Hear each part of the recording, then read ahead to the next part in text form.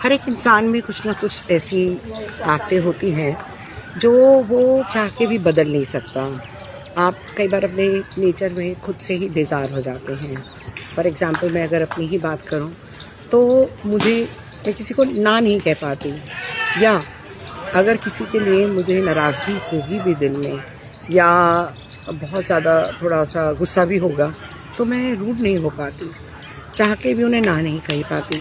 आप नेबरहुड में रह रहे हैं, 4-5 लोगों के बीच में रह रहे हैं, तो इनिशिएटिव लेने की जो आदत है वो जाती नहीं है। चाहे उस इनिशिएटिव से आपको लास्ट में कोई कॉम्प्लीमेंट नहीं करता, कोई आपको नेम फेम कुछ नहीं देता, ना आपको चाहिए होता है, पर फिर भी आपको आदत होती है कि चलो ये काम जो है नज़र आया है, लेकिन लास्ट में बदनामी ही मिलती है। क्या आपके साथ भी ऐसा ही होता है? तो मुझे कमेंट बॉक्स में ज़रूर लिखिएगा।